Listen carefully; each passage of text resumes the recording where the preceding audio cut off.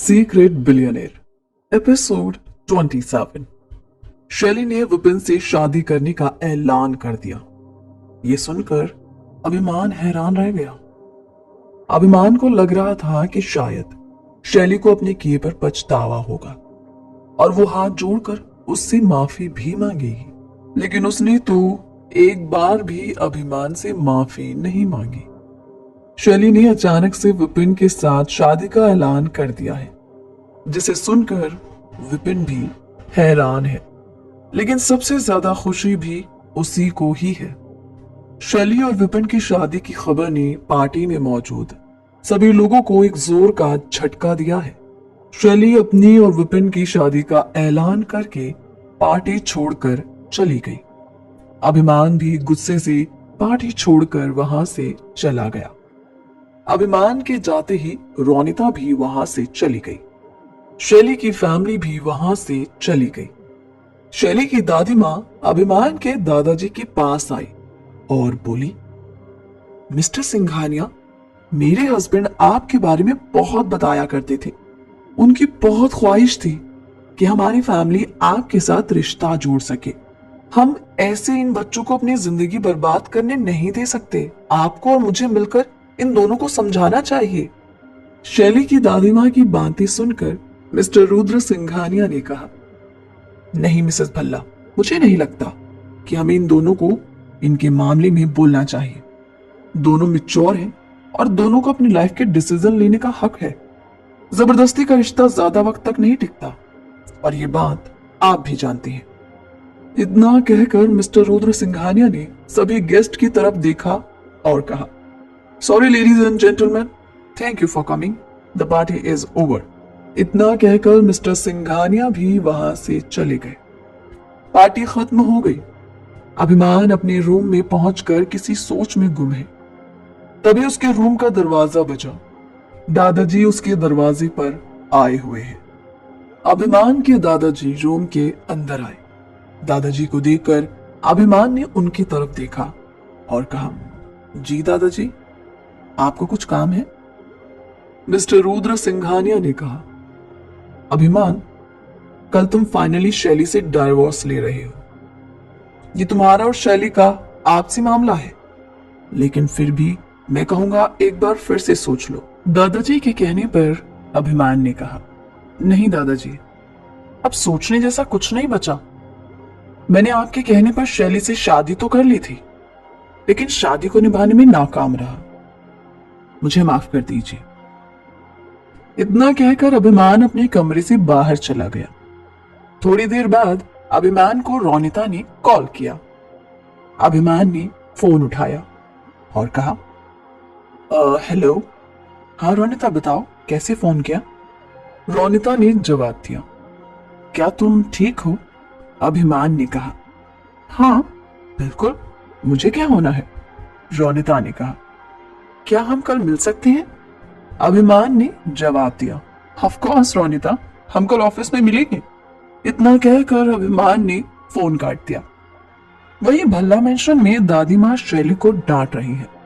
दादी माँ ने कहा, शैली, तुम्हारी अकल पर पत्थर पड़ गए हैं क्या? अभिमान अब वो मामूली सा डिलीवरी बॉय नहीं रहा, वो सिंघानिया ग्रुप का नया सीईओ है और इकलौता वारिस भी। जरा सा तो सोचो, उससे अलग होने से पहले। अरे क्या हो जाएगा अगर तुम उससे माफी मांग लोगी? शैली ने जवाब दिया, दादी माँ, वो सिंघानिया ग्रुप का सीईओ बने या देश का पीएम, मुझे उससे क्या? आप शायद भूल रही हैं, मैं भी शैली भल्ला हूं, किसी से कम नहीं हूं। दादी माँ ने जवाब दिया, पागल लड़की, माना कि हमारा स्टेटस भी उनसे कुछ कम नहीं है, लेकिन जरा सोचो, सिंघानिया ग्रुप के साथ हमारा नाम जुड़ता तो भल्ला फैमिली के शेयर्स कितने ज्यादा बढ़ सकते थे। ये सुनकर विपिन ने पीछे से कहा, दादी माँ, आप फिक्र मत करिए, क्योंकि अगर शैली चाहे तो अब भी सिंघानिया ग्रुप में अपने शेयर्स के लिए दावा कर सकती है। विपिन का आइडिया सुनकर शैली की दादी माँ ने कहा, वो कैसे? शैली ने जवाब दिया, विपिन ने बिल्कुल ठीक कहा दादी माँ, मेरे पास एक बहुत अच्छा प्लान है, आप बस देखती जाइए। इतना कहकर शैली अपने कमरे में चली गई। विपिन ने भी शैली से बाय कहा और अपने घर चला गया। शैली ने कुछ तो अपने मन में प्लान बनाया है जिसे वो कल कोर्ट में सबके सामने लाने वाली है। अगली सुबह अभिमान ऑफिस के लिए तैयार हो रहा है। अभिमान ऑफिस के लिए निकलने ही वाला है कि तभी उसे एक कॉल आया। दूसरी तरफ लॉयर था। लॉयर ने कहा, अभिमान साहब, आपको आज कोर्ट आना है। आपके और शैली मैडम के डाइवोर्स के पेपर्स भी रेडी हो चुके हैं। अभिमान ने जवाब दिया, आप सारी तैयारियां कीजिए वकील साहब, मैं कुछ देर में वहां पहुंचता हूं। रास्ते में अभिमान को रोनिता ने फिर से कॉल किया और कहा, अभिमान, मैं ऑफिस आ चुकी हूं, तुम कहाँ हो? अभिमान ने जवाब दिया, रोनिता, मुझे कोर्ट जाना है। मैं पहले कोर्ट जा रहा हूं, बाद में सीधा ऑफिस में तुमसे मिलता हूं। रोनिता आगे कुछ कहने ही वाली थी कि अभिमान ने कॉल काट दिया। अभिमान सीधा कोर्ट पहुंचा और कोर्ट पहुंचकर अभिमान ने सीधा लॉयर से मुलाकात की। तभी वहां शैली और विपिन भी आ जाते हैं। शैली ने विपिन का हाथ अपने हाथों में पकड़ा हुआ है। यह सब देखकर अभिमान को बहुत गुस्सा आ रहा है। रोनिता भी वहां आ जाती है और अभिमान के पास जाकर खड़ी हो जाती है। अभिमान के साथ रोनिता को देखकर शैली को भी गुस्सा आ गया। थोड़ी देर बाद वहां शैली की फैमिली और अभिमान के दादाजी भी आ गए। लॉयर ने दोनों को कुछ वक्त का टाइम दिया ताकि दोनों आपस में एक आखिरी बार समझौता कर ले। अभिमान और शैली को उनकी फैमिली वाले समझाने की कोशिश कर रहे हैं, लेकिन अभिमान और शैली दोनों ही एक दूसरे के साथ रहना नहीं चाहते। अभिमान, रोनिता और मिस्टर रुद्र सिंघानिया आपस में बात कर रहे हैं। दादाजी ने अभिमान से कहा, बेटा, मेरे और मेरे दोस्त रंजीत की यही ख्वाहिश थी कि तुम और शैली हमेशा साथ रहो, इसीलिए हमने तुम्हारी शादी कराई थी, लेकिन ये शादी इस तरह से और इतनी जल्दी खत्म होगी ऐसा नहीं सोचा था। रोनिता ने दादाजी से कहा, मिस्टर रुद्र सिंघानिया, आप अभिमान की शादी में आए थे? मिस्टर रुद्र सिंघानिया ने जवाब दिया, नहीं, एक्चुअली मैंने रंजीत से कहा था कि अभिमान को एक अनाथ बताकर उसकी शादी शैली से कराई जाए, क्योंकि उस वक्त मैंने अभिमान को 3 साल बिना नाम और फेम के जीने को कहा था।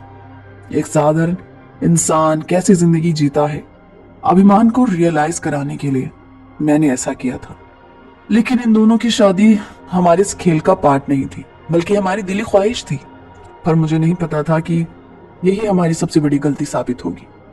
दादाजी की बातें सुनकर अभिमान ने कहा, दादाजी, आपको अब गिल्ट फील करने की कोई जरूरत नहीं है, शायद ये सब कुछ ऐसे ही होना था, सो हो गया। तभी लॉयर ने अभिमान और शैली को बुलाया और अभिमान और शैली के डाइवोर्स के प्रोसेस को शुरू किया। जज ने शैली से डाइवोर्स लेने की वजह पूछी।